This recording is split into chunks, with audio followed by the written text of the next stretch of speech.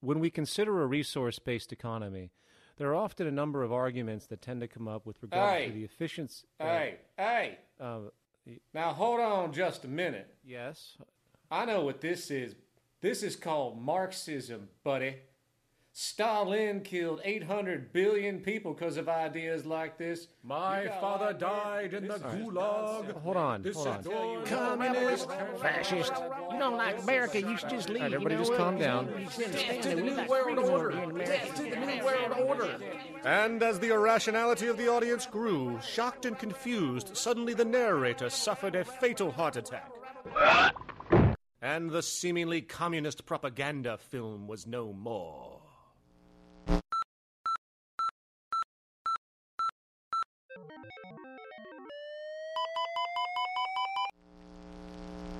You know, I've said that sort of thing to people in think tank type of situations, and you know, these Club of Rome types and so forth. Marxist? What Marxist? Where did that come from?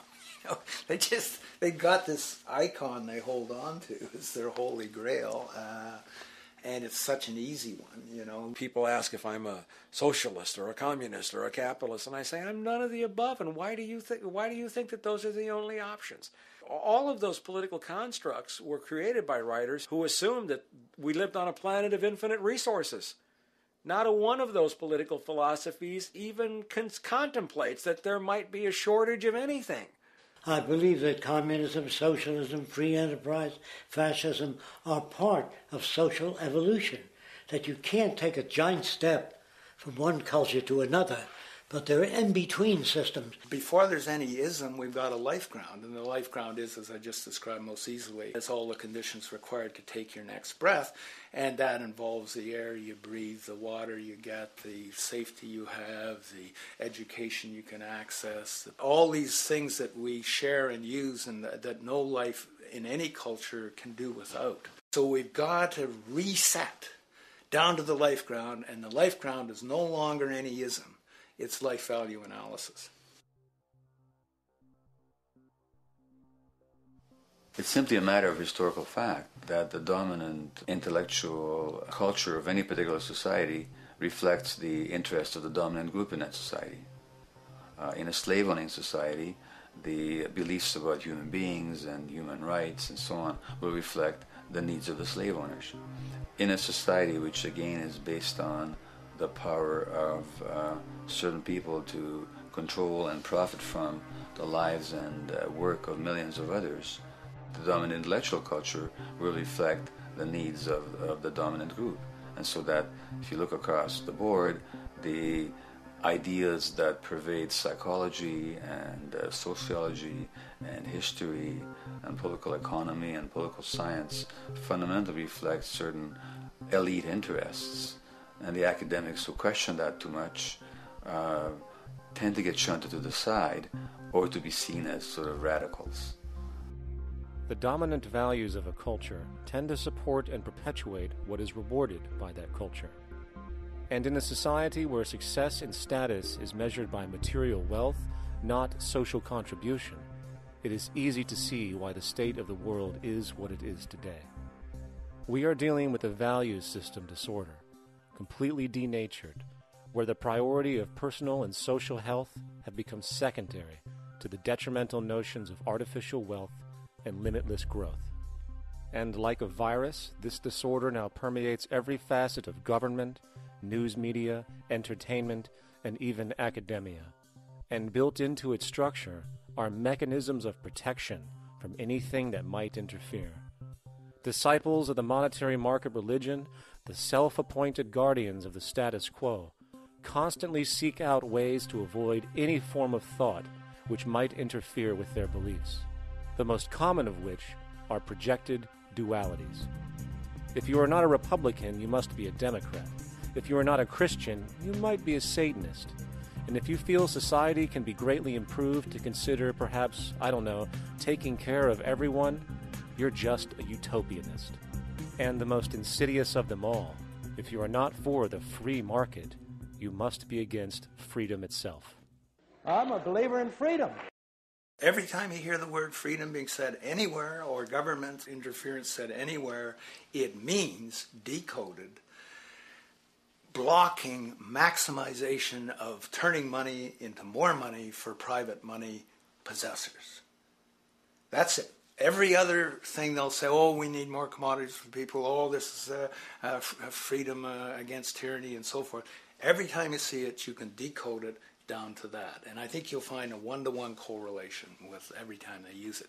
And this is the sense in which we might call it's a syntax, a governing syntax of understanding and of value, so that it governs beneath their own recognition of it. So they may not say, oh, I didn't mean that at all, but in fact, that's what they do. Just like you may speak a grammar, and you have rules of grammar you follow without recognizing what the rules are.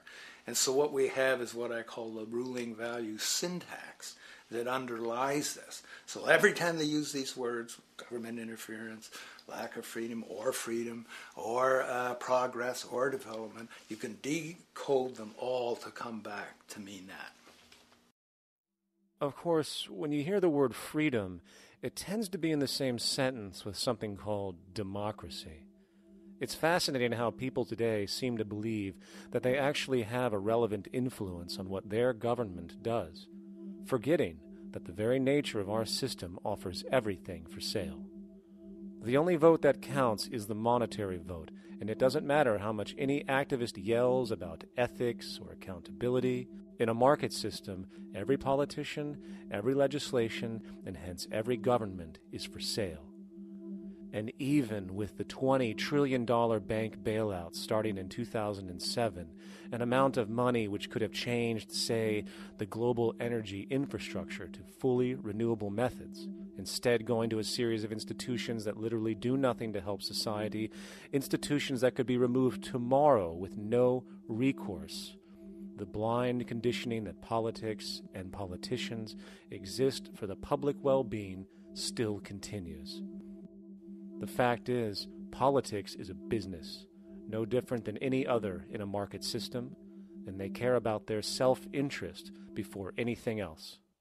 I don't really, honestly, deep down believe in political action. I think the system contracts and expands as it wants to. It accommodates these changes. I think the civil rights movement was an accommodation on the part of those who own the country.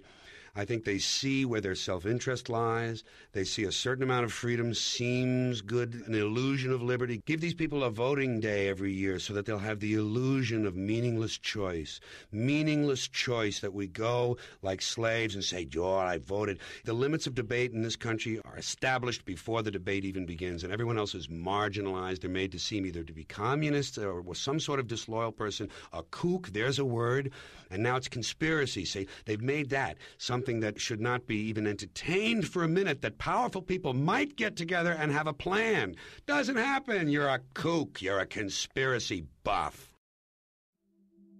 And of all the mechanisms of defense of this system, there are two that repeatedly come up. The first is this idea that the system has been the cause of the material progress we have seen on this planet. Well, no. There are basically two root causes which have created the increased so-called wealth and population growth we see today.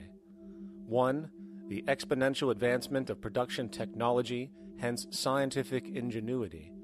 And two, the initial discovery of abundant hydrocarbon energy, which is currently the foundation of the entire socioeconomic system. The free market, capitalist, monetary market system, whatever you want to call it, has done nothing but ride the wave of these advents with a distorted incentive system and a haphazard, grossly unequal method of utilizing and distributing those fruits. The second defense is a belligerent social bias generated from years of propaganda, which sees any other social system as a route to so-called tyranny, with various name droppings of Stalin, Mao, Hitler, and the death tolls they generated. Well, as despotic as these men might have been, along with the societal approaches they perpetuated, when it comes to the game of death, when it comes to the systematic daily mass murder of human beings, nothing in history compares to what we have today.